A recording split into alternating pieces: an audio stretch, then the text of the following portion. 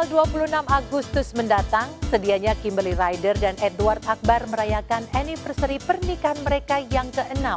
Namun momen romantis nyaris mustahil digelar, lantaran mereka tengah menjalani proses cerai dan terlibat perseteruan di Polres Metro Jakarta Selatan. Namun Kimberly bukan satu-satunya selebriti yang dalam waktu bersamaan harus berjibaku di sidang cerai dan kasus hukum pidana. Sebelumnya ada Vena Melinda yang mengalami KDRT dari Ferry Irawan. Meski sudah diputus cerai, tetapi hingga kini Ferry belum membacakan ikrar talak pada Vena.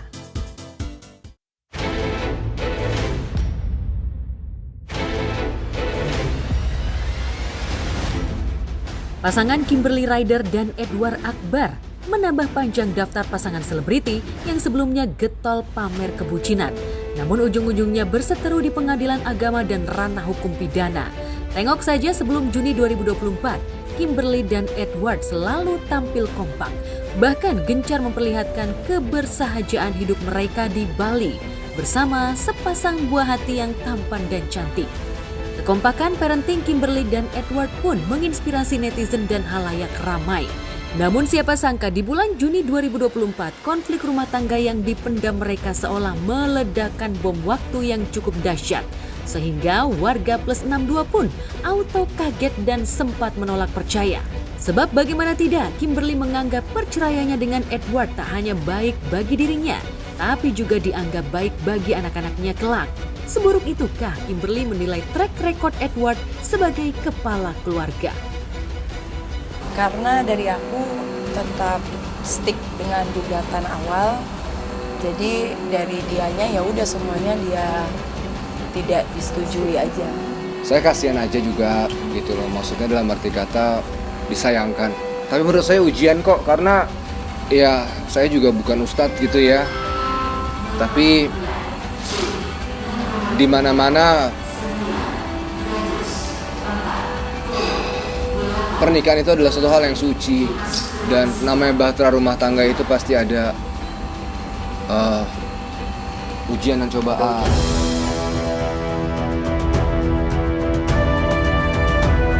Ya, baru diungkap dan diakui belakangan, Edward tidak menafkahi keluarga kecilnya dengan layak. Setidaknya Kimberly yang pensiun sementara dari dunia hiburan demi membesarkan anak-anak seolah terpaksa comeback main film layar lebar demi memenuhi biaya hidup dan pendidikan anak-anaknya. Karena 2 mobil yang dibeli dari hasil jerih payahnya sendiri digelapkan oleh Edward, Kimberly memutuskan pulang ke rumah orang tuanya di Jakarta Utara. Lantas, menyelesaikan konfliknya dengan Edward di Pengadilan Agama dan Polres Metro Jakarta Selatan. Kimberly seolah ingin memenjarakan Edward lewat kasus penggelapan mobil.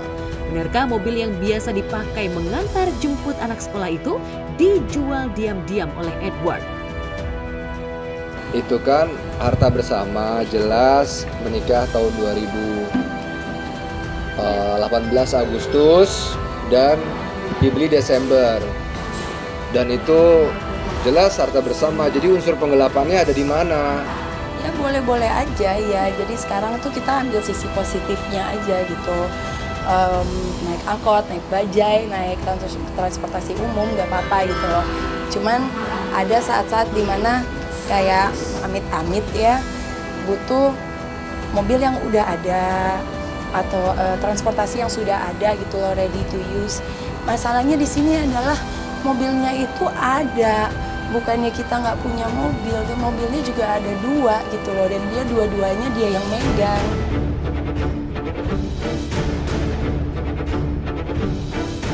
Usai menghadiri sidang mediasi yang berujung buntu, Edward dan Kimberly mengungkap kronologi konflik rumah tangga menurut versi masing-masing.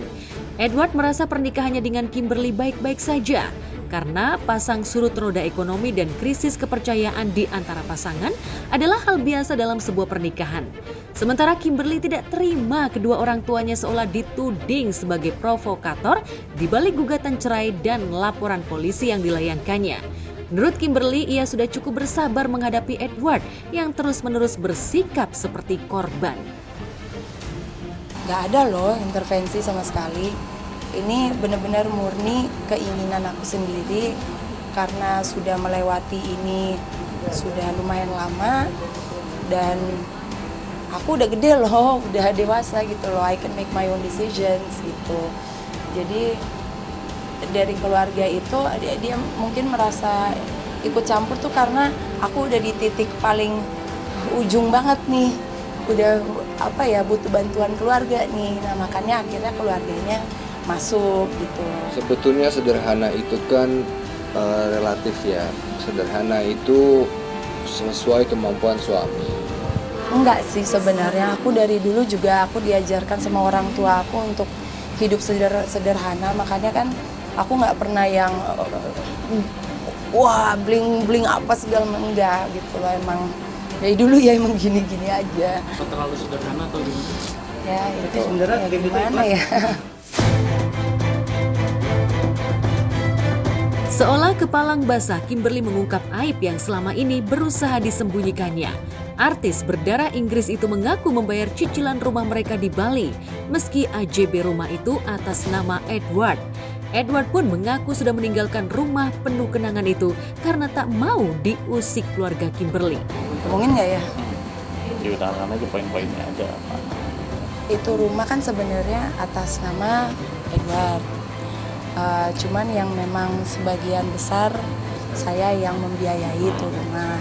Perlu ditambahkan gitu sedikit loh. kenapa atas nama Edward, karena Kim ini seorang warga negara asing, Iya. berkenegaraan Inggris. Di hukum Indonesia kan tidak bisa seperti itu. Tapi kita juga mempunyai bukti-bukti semua, gitu. Aliran dananya dari mana? Dan rumah di Bali kan juga masih dalam penguasaan mereka. Saya sangat menyedihkan aja sih gitu. Kabarnya kini Edward tinggal di rumah kontrakan karena ia tidak mau merepotkan tantenya Tamara Blesensky yang juga bermukim di Bali. Edward yang tengah sakit saat menghadiri sidang cerai nyaris berlinang air mata ketika menceritakan getirnya hidup pasca berpisah dengan kedua buah hatinya. Saya yatim piatu, maka tadi ada ucapan bapak saya, Otto, itu almarhum. Kalau ibu saya udah meninggal tahun 2010. Dan itu saya punya ahli waris, saya anak satu-satunya, saya nggak perjuangkan apa-apa kok, uangnya fantastis. Nggak ada, karena ibu saya pada saat keadaan tertentu sudah menandatangani sesuatu lah. Jadi bukti untuk masalah untuk mengenai materi, kayaknya secara nilai normatif jiwa sudah ketahuan dari hal itu. Mudah-mudahan semua bisa baik. Sorry saya kurang sehat. Ya iyalah, maksudnya saya kerja sebagai aktor, saya bukan artis, saya bukan selebritis. Saya aktor tulen. Teman-teman aktor juga tahu itu harus ditekankan.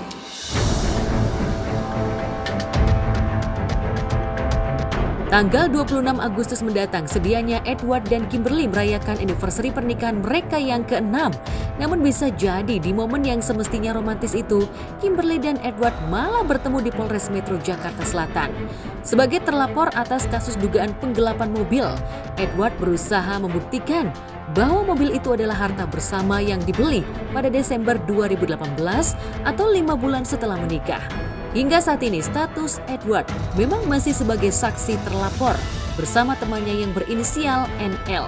Sementara pada kasus perceraian, Edward berusaha mematahkan dalil perceraian yang diurai Kimberly di gugatan cerainya. Dengan tegas, Edward menyebut ia tidak pernah menalak Kimberly secara agama. Sebenarnya itu sudah talak 3 ya dari Edward. Jadi memang sudah tidak bisa rujuk lagi. Poinnya adalah saya tetap memperjuangkan akan rujuk.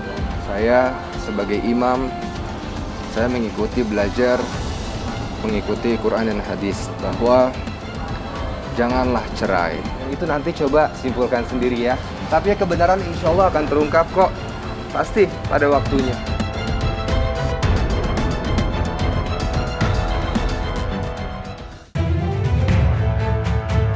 Status cerai secara resmi juga didambakan oleh Vena Melinda. Artis dan politikus yang mengalami KDRT dari Ferry Irawan merasa belum resmi cerai dari laki-laki yang menikahinya pada 7 Maret 2022 itu. Pasalnya, meski Pengadilan Agama Jakarta Selatan sudah memutus perceraian mereka pada 3 Agustus 2023, Ferry belum mengucapkan ikrar talak. Dan sebelum mengucapkan ikrar talak, Ferry pun harus memenuhi putusan majelis hakim yang mengharuskannya membayarkan nafkah idah sebesar 60 juta rupiah kepada Vena. Karena nafkah idah itu belum dibayar dan ikrar talak belum dibacakan Ferry, maka secara hukum negara, Vena merasa masih menjadi istri sah Ferry. Pasti sekarang mama lebih lega, kelihatan lebih nggak terlalu stres ya kayak dulu. Tapi emang kan semua perlu proses. Dia tuh masih ngerasa, ya itu traumanya pasti masih ada, tapi kan lebih plong lah, jadi bisa ada orang untuk curhat. Bersama kuasa hukum barunya, Vena ingin mempercepat pengurusan perceraiannya dengan Ferry. Jika sampai November 2024 sesuai tenggat waktu yang diberikan majelis hakim, Ferry belum juga memenuhi kewajibannya, maka perceraian mereka dianggap batal dan Vena akan menggugat cerai Ferry. Jadi alhamdulillah, yang aku senang adalah semangat dari ibu-ibu, memberikan inspirasi kepada ibu-ibu bahwa women support women.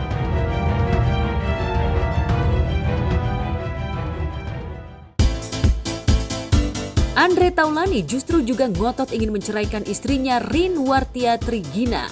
Andre menolak rujuk dengan wanita yang telah memberinya 3 anak.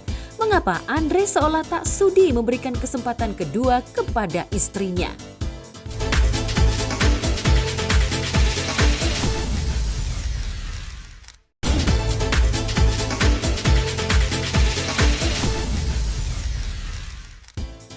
Digugat cerai Andre Taulani membuat Rinwartia Trigina menjadi bulan-bulanan netizen.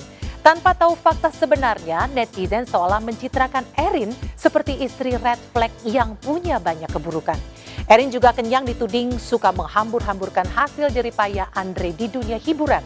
Namun benarkah seburuk itu sosok Erin di mata Andre hingga mantan vokalis tinggi itu menolak rujuk? Benarkah Erin juga menolak kesepakatan soal hak asuh anak dan harta gonogini yang ditawarkan Andre?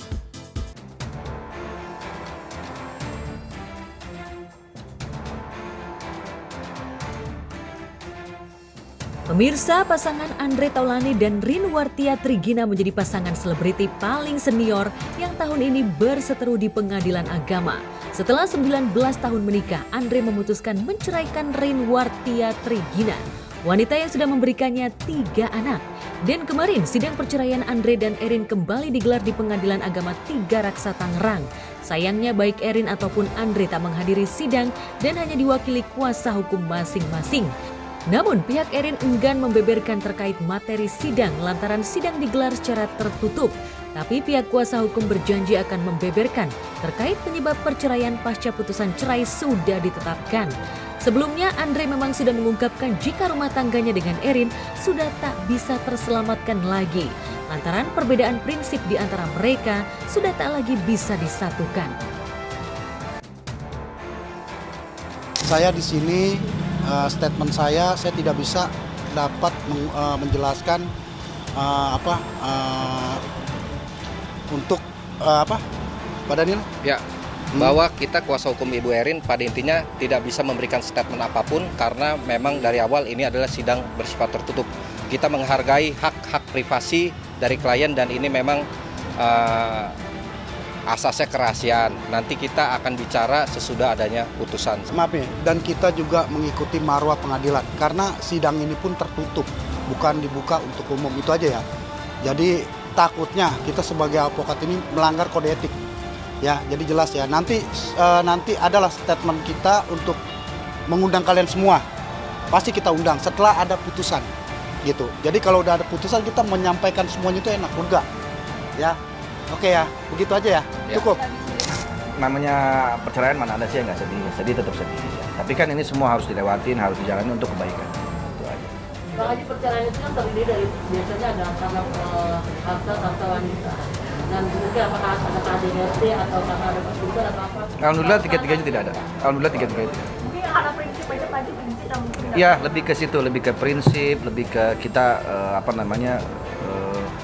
berbeda pendapat lah. Perceraian Andre dan Erin memang sempat membuat geger publik. Pasalnya pasangan ini dikenal harmonis. Bahkan sebelum Andre mengungkapkan jika dirinya menggugat cerai Erin, pasangan ini sempat liburan ke London, Inggris, sekaligus mengantarkan putra sulungnya Dio untuk melihat tempat kuliah Dio. Andre seolah ingin membuktikan meski keduanya berpisah, hubungan mereka tetap terjalin baik. Selamat pagi dari UK, London. Kita baru bangun sini jam 9 pagi. Lumayan nih, pelan-pelan beradaptasi menghilangkan jet lag. Hari ini kita mau muter-muter sekitaran UK, mau ke Big Ben, mau ke London Eye, mau ke Abbey Road sama Abang Dio. Dulu mau foto-foto di nyebrang jalan Abbey Road. Udara cukup seru juga hari ini, 15-16 derajat. Kemarin masih sempat liburan bareng, kebetulan kemarin itu anak saya, Ardio, memang mau rencana sekolah di luar negeri. Jadi saya ikut untuk melihat kondisi sekolahnya di sana, kemudian tempat tinggalnya nanti dia di sana gitu. Jadi saya berangkat bareng lah, tujuan memang untuk mengantar anak.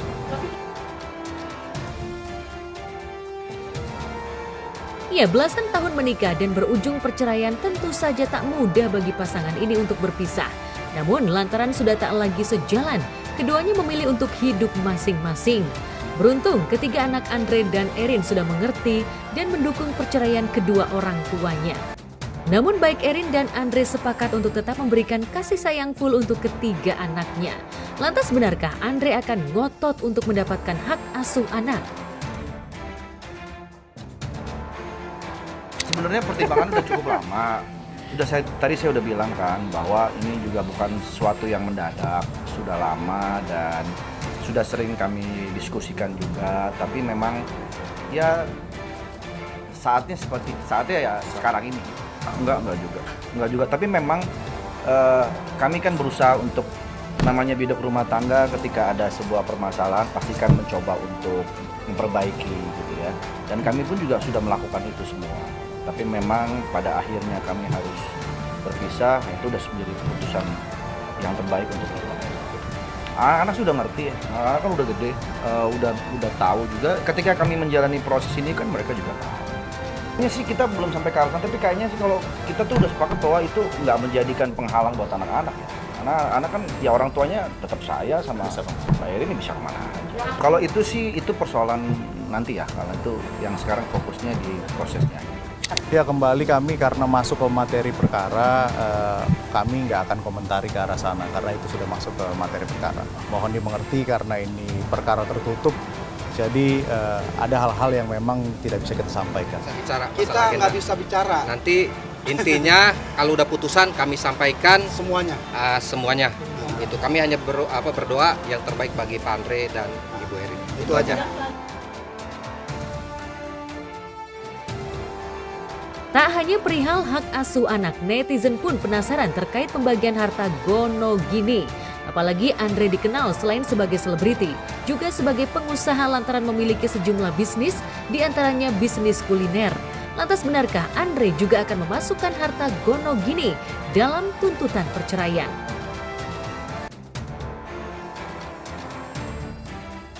Kalau itu sih nanti itu kan istilahnya materi pokoknya privacy ya, nanti itu kita bicarakan. Kalau pranikah memang nggak ada. Saya dulu waktu nikah memang nggak ada perjanjian pranikah. Karena buat saya, harta saya ya buat istri gitu ya. Karena memang kewajiban seorang laki-laki seperti itu kan. Mohon maaf saya sama kawan-kawan media ini saya mohon maaf sekali nih ya. Mohon maaf banget.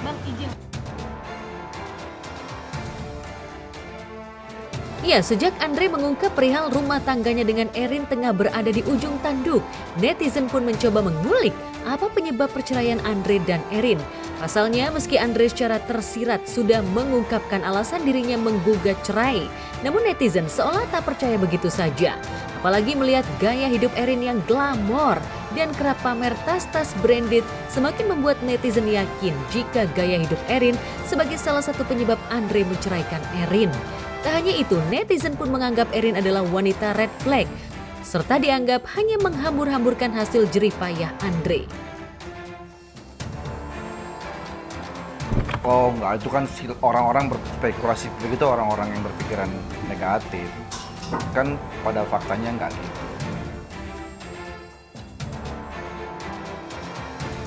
Citra buruk yang sudah melekat dalam diri Erin kabarnya membuat Erin frustasi lantaran akun Instagramnya dipenuhi dengan hujatan netizen.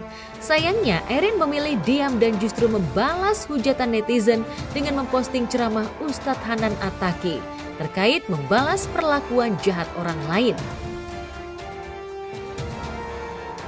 Dijahatin orang, mau kalian hadapi sendiri atau kalian pengen Allah yang hadapin?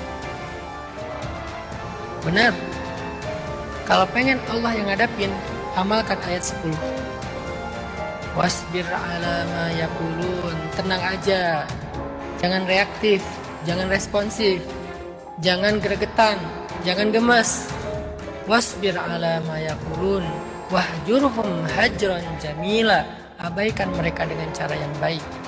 Terus nanti hasilnya Allah akan terlibat dengan kata-kata di ayat 11, wadarni wal mukadzibin, biar aku aja yang ngadapin dia.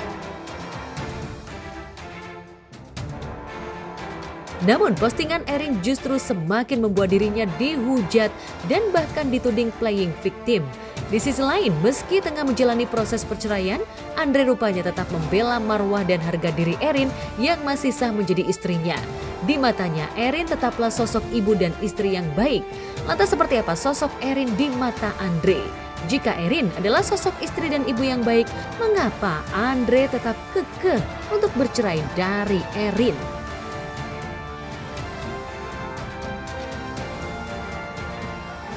Tolong berita-beritanya jangan menyudutkan salah satu pihak. Karena Mbak Erin juga baik-baik aja semuanya gitu. Saya pun juga begitu. Ya kita mau semuanya berjalan dengan damai, prosesnya berjalan dengan lancar. Karena kan yang harus dipikirkan kan bukan proses perceraiannya saja. Setelah perceraian itu kan kita masih punya tanggung jawab untuk kebaikan anak-anak gitu ya. Dan hubungan pun harus tetap terus dijaga secara silaturahmi yang baik seperti itu.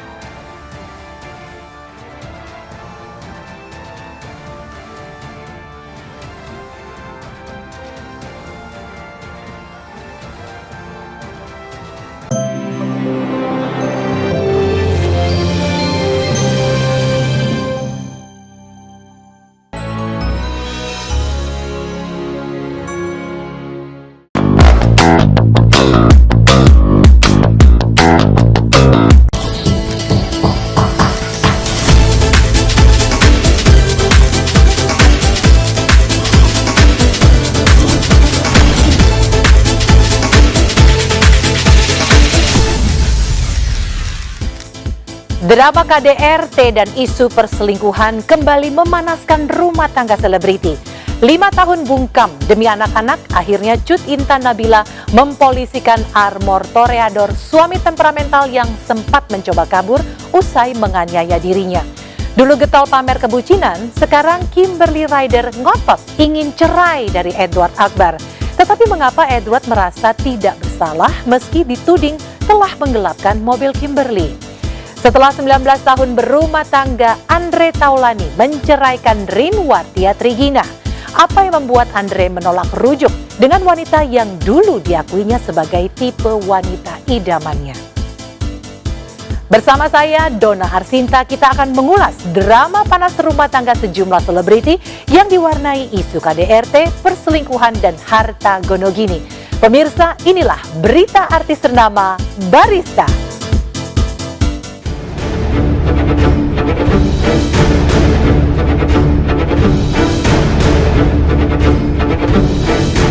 Sosok selebgram Cut Intan Nabila kembali mencetak viral di media sosial. Kali ini bukan karena netizen memperbincangkan wajahnya yang mirip pesinetron Shireen Sungkar, namun karena mantan atlet Anggar itu mengalami KDRT dari Armor Toreador Gustivante suaminya. Pasca mengunggah video rekaman CCTV yang memperlihatkan dirinya dianiaya oleh Armor, rekan satu circle dan netizen pun ramai-ramai mendukung Intan untuk berani speak up dan melaporkan suaminya ke polisi. Beberapa selebriti yang turut mengawal laporan Intan hingga pelaku berhasil ditangkap, di antaranya Marisha Ica, Henny Rahman, istri Alvin Faiz, dan penyanyi Mulan Jamila yang kini aktif di Komisi 7 DPR RI. Sama satu circle akhirnya aku mudah untuk mencari informasi Intan ini butuh bantuan atau enggak. Aku langsung ngomongin teman-teman kajianku, ada yang kenal Intan enggak, bilang gitu. Terus ternyata memang teman-temanku ada yang kenal, dan salah satu temanku juga memang jagain anaknya. Terus ternyata alhamdulillah Intan juga waktu itu langsung dihubungi sama kepolisian dari Polres Cibinong, dan alhamdulillah juga begitu saya berkoordinasi dengan pimpinan dari DPR, Pak Ahmad Sumidasko beserta Bang Habib dari Wakil Ketua Komisi 3 yang berkaitan dengan hukum, langsung gayung bersambut, dan aku juga langsung dikasih kontak sama Pak Kapolresnya. Jadi kita terus berkoordinasi untuk bagaimana supaya juga Intan bisa dapat keadilan yang sebaik-baiknya. Mungkin di beberapa event kita sempat ketemu. Terus tadi dari beberapa teman yang saat ini sedang melaporkan polisi, mendampingi, itu menghubungi aku.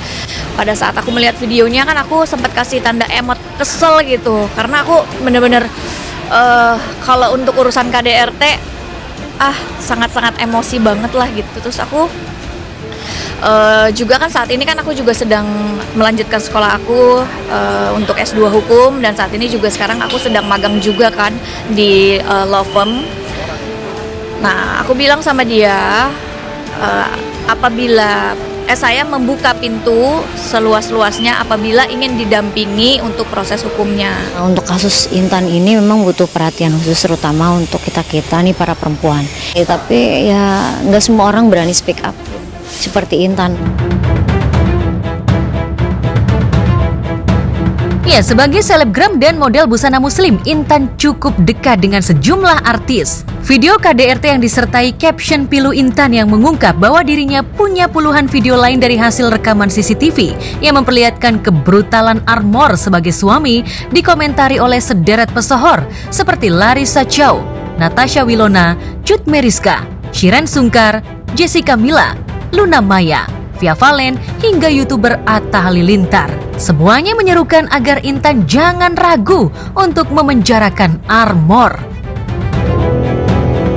Ini aku kemarin itu kan aku nggak bisa ketemu kan, jadi aku pas dari malam kemarin tuh kita ngurusin sampai kurang lebih jam 3 malam lah ya, untuk urusan, karena kan waktu itu Intan juga langsung di Polres kan. Sementara Intan bawa anak bayi dan memastikan supaya Intan juga jangan pulang terlalu dini hari ya, biar enggak, Intannya nggak sampai jam segitu, nggak sampai, alhamdulillah. Dan karena memang Intan di rumah juga ada anak kecil juga, 2 yang ditinggal, jadi alhamdulillah luar biasa deh pokoknya. Bapak Kapolres juga sangat baik sekali. Ya, dari fakta pemeriksaan penyidikan yang dilakukan oleh anggota kami dan diawasi langsung oleh Kementerian PPA bahwa tersangka telah melakukan lebih dari 5 kali. Dari tahun berapa? 2020.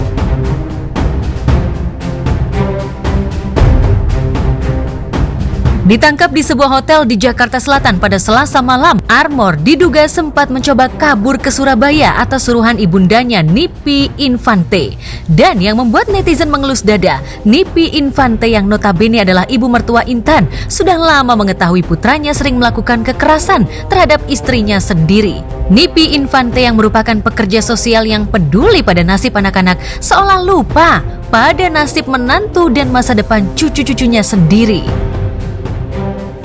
Bu Nipi ini yang sengaja menutupi kasusnya Armor. Sekarang Bu Nipi kemungkinan besar tidak ada di rumah nih ya. Betul. Tidak di rumah, antara di Bandung atau di apartemen. Terakhir Pak Eti berangkat itu di sini kan berangkat subuh, dia kan waktu berangkat subuh itu nggak punya kaca sama sekali, nggak buka. Padahal Setelah anaknya ini kasus. Mereka ini di sini boleh bukan tanyakan orang yang paling lama di sini. Kamu tidak pernah memikirkan bagaimana kondisi ketiga anakmu. Kenapa kamu tidak pernah memikirkan sebagai bapak yang mempunyai tanggung jawab terhadap 3 anakmu? Ya, saya tidak akan melakukan pembelaan apapun. Yang jelas saya mengaku saya salah. Saya siap berjanji menjalani proses hukum dengan sebenar-benar. Kamu kemarin kenapa kabur ke hotel? Iya, memang kan saya ada sedikit kerja di tempat di Jakarta. Masih mikirin kerjaan gitu. Cuman karena memang kondisinya saya tahu saya salah, saya memutuskan pergi ke hotel itu. Kamu mau kabur ke Surabaya? Tidak. Enggak. Di Jakarta saja. Kalau terlihat bahwa ada upaya untuk menghindari hal yang sudah dia lakukan, menghindari tanggung jawab, nah itu indikasinya dengan yang bersangkutan berusaha untuk melarikan diri dari posisi itu, ya itu bisa diindikasikan ke arah.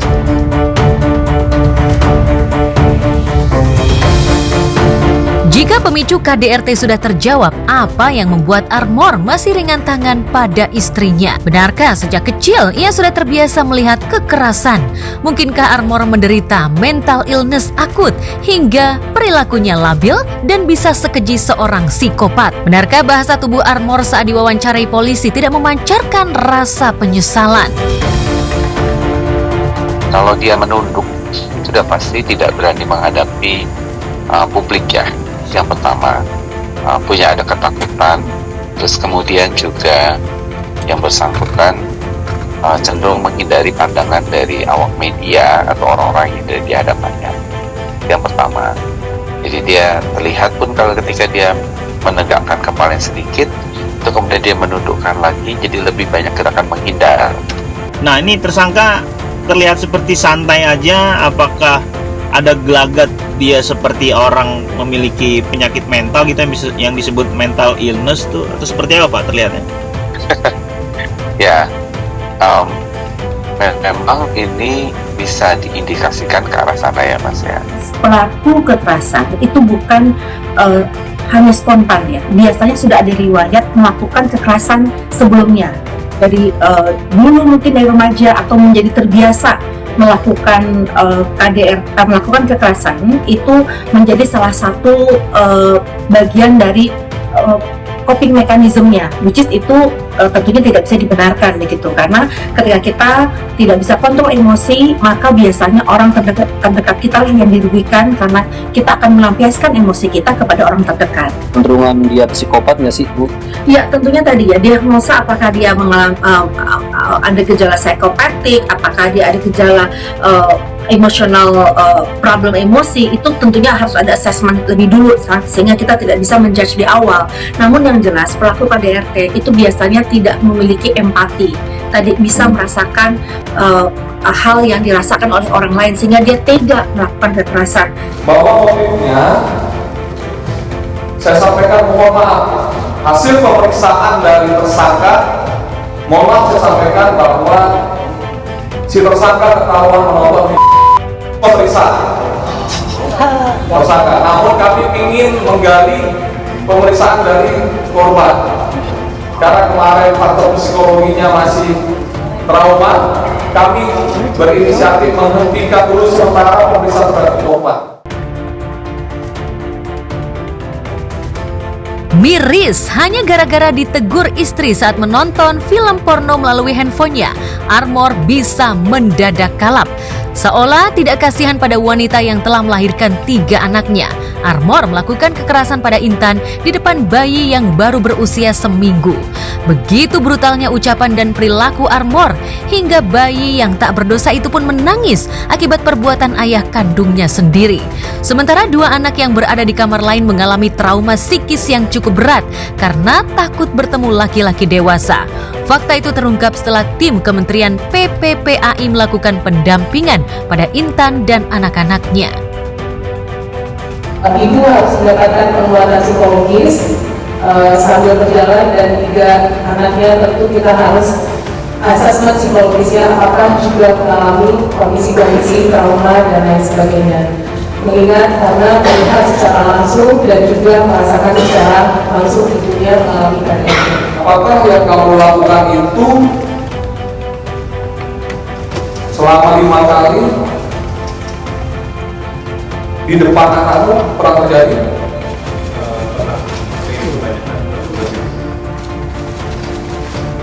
Apakah tetanggamu atau orang tuamu tahu bahwa kamu sudah ribut melakukan penganiayaan terhadap istrimu? Tahu. Pada intinya keluarga tadi menyampaikan saya maaf pada netizen yang jadi se-booming inilah, permohonan maaf dan ucapan terima kasih juga kepada netizen atas perhatian. Pernah menjadi atlet anggar andalan Provinsi Aceh di Kejurnas Anggar 2018, Intan bukannya tidak bisa melakukan perlawanan atau setidaknya meminta pertolongan pada tetangga. Namun saat kejadian, ia masih berusaha menjaga nama baik keluarga dan martabat suaminya. Sejak tahun 2020, Intan memilih bungkam, menanggung derita sendirian demi anak-anak, seraya berharap Armor berubah. Tapi pada Selasa pagi lalu, Intan sudah tidak tahan lagi. Pedagang yang berjualan bubur di depan rumah Intan pun sempat mendengarkan suara tangisan. Saya dengar sih emang tangisan di situ jam-jam segini nih pas saya tutup. Cuman itu nggak tahu tangisan bayi atau apa ya. Saya pikir kenapa ya tumben, nggak biasanya nih ada yang nangis gitu. Emang tertutup sih orangnya. Kadang sekali nggak pernah keluar, paling kalau mau keluar ya berangkat naik mobil gitu, mungkin mau kerja atau apa gitu. Kalau keterangan warga ya kurang lebih kemarin katanya ada yang pernah dengar, kalau saya sendiri belum pernah dengar kejadian ribut-ribut rumah tangga kayak gitu, belum pernah. Dan selama hubungan saya dengan Bu Intan jeung sama Armor itu biasalah hubungan RT sama warga gitu ya. Kalau saya ada acara undangan saya kasih, beliau kadang-kadang hadir, kalau lagi ada kesempatan ya normal-normal aja kayak gitu. Beliau berdua ini sering minta bantuan masalah kemarin kebenaran ada acara habis selamatan bayinya tuh ya, yang di video juga ketendang itu ya videonya ya. Emang baru mereka kayaknya baru apa istilahnya ya, senang lah punya bayi, terus kita acara syukuran, acara akikah bayinya, dan beliau pun dua-duanya ngucapin terima kasih, saya udah dibantuin, udah sosialisasi sama warga. Biasa kegiatan acara Agustusan ikut kayak gitu.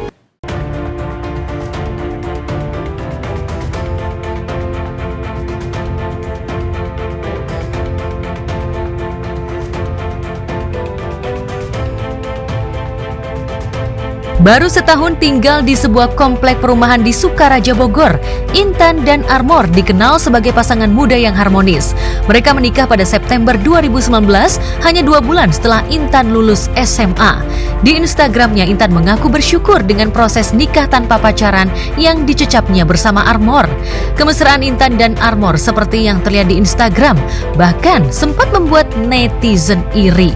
Namun siapa nyana, hanya setahun Intan mereguk manisnya pernikahan. Setahun berikutnya, tepatnya tahun 2020, Armor mulai menunjukkan sifat aslinya. Hidup itu kita yang jalanin, Tuhan yang nentuin, tapi orang lain yang ngomentarin.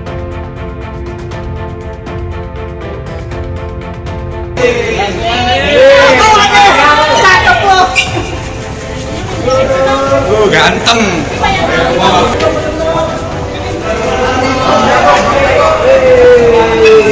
Sebenarnya nggak boleh saya buka kayak gini. Kaget lah, kan lihat aja kok punya anak gimana? Kaget kan? Saya juga nggak tahu masalahnya. Melihat anaknya juga menjadi turut terseret Om. Awas jatuh. Anaknya ya cucu Om. Ya. Nanti hukum lah yang ini kan. Nah, pokoknya gimana cara hukum lah nanti kita kasih batu-batu.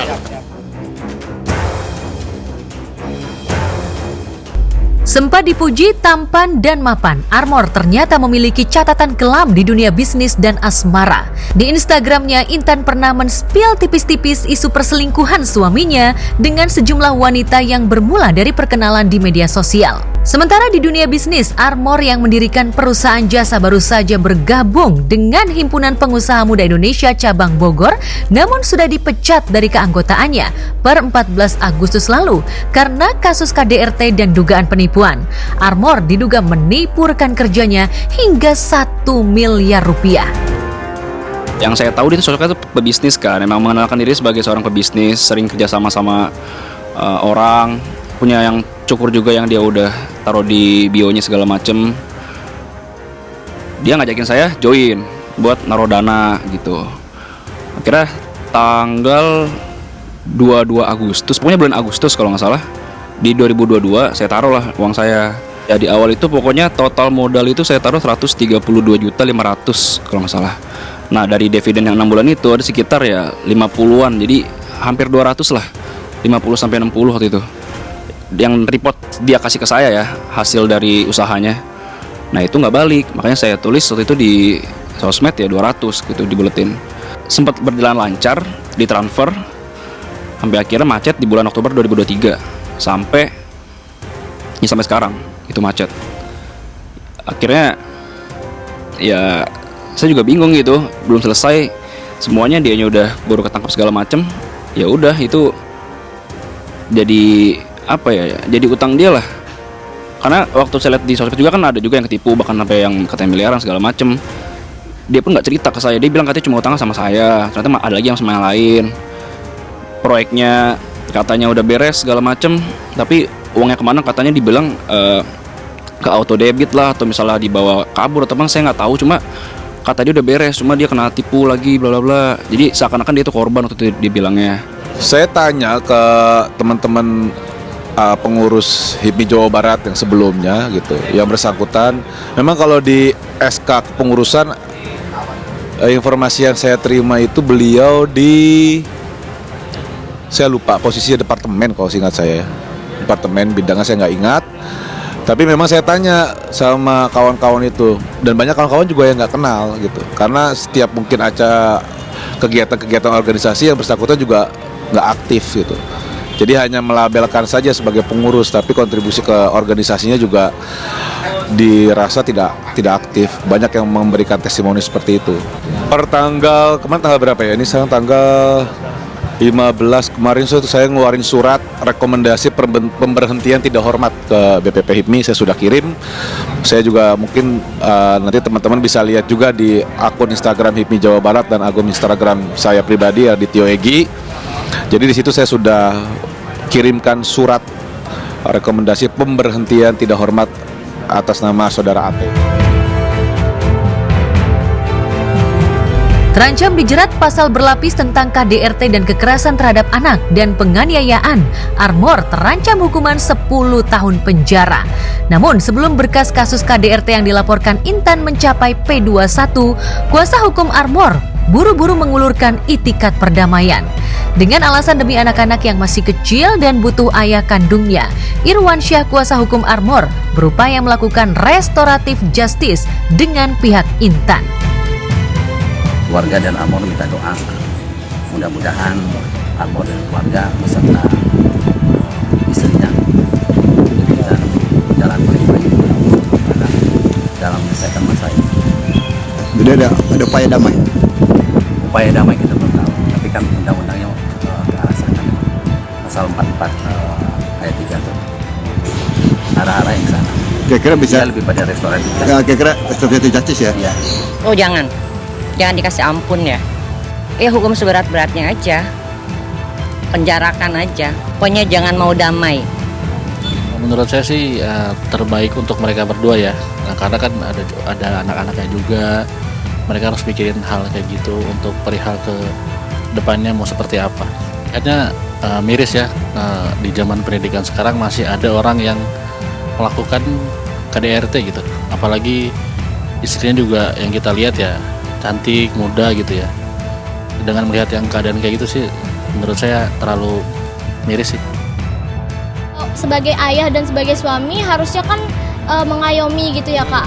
Nah kan tapi di posisi ini suaminya itu bahkan udah main fisik, dan menurut aku kalau misalnya laki-laki udah main fisik, main tangan, KDRT itu udah nggak bisa dimaafin sih. Kayak beneran itu udah separah itu. Dan ternyata bahkan bukan hanya KDRT, suaminya juga sampai punya main sama cewek lain, selingkuh berkali-kali. Itu menurut aku udah bener-bener red flag dan udah nggak bisa dimaafin lagi sih. Aku sendiri netral sih, tergantung dari si armornya itu kan. Ya kalau emang dia mau berubah, kalau dia ada keinginan pasti bisa. Karena kan dia juga pasti mikirin anaknya, darah daging dia. Ya itu masih tanggung jawab dia semuanya. Sebagai korban KDRT, presenter Zeda Salim bisa merasakan apa yang diratapi Intan. Pasalnya, Zeda Salim juga pernah mendapatkan KDRT dari Habib Ali bin Zindan, suami sirinya.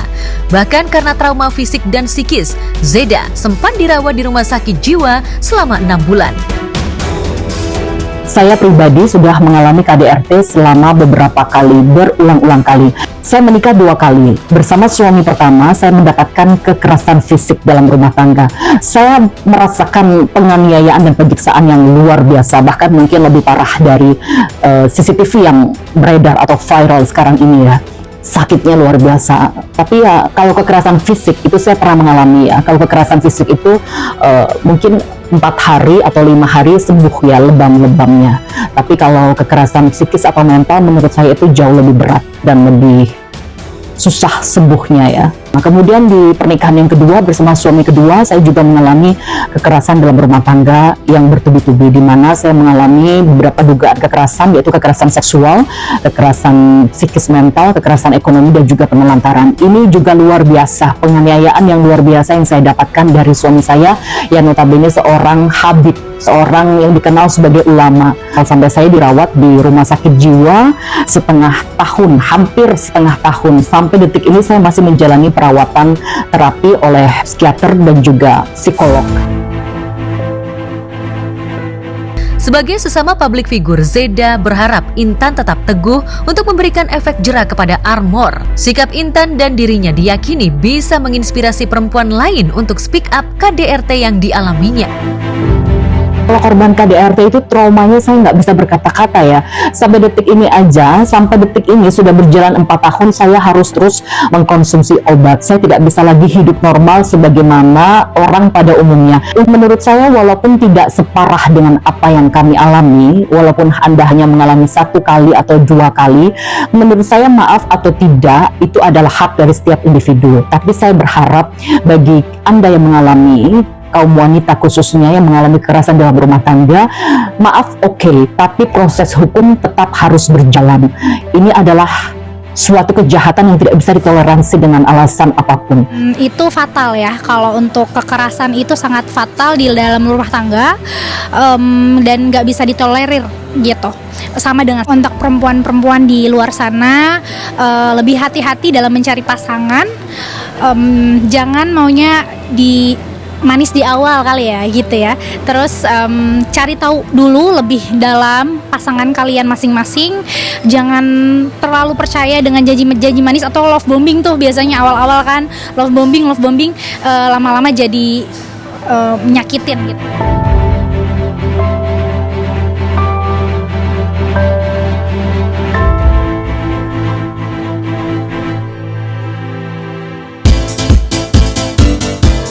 Selain didukung untuk menegakkan keadilan bagi dirinya dan kaum perempuan pada umumnya, Intan juga didukung untuk bercerai dari suami toksiknya.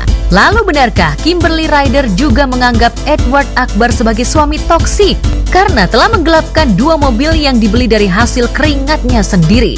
Benarkah sebagai kompensasi kehilangan mobilnya, Kimberly ingin merebut rumah di Bali yang suratnya masih tercatat atas nama Edward?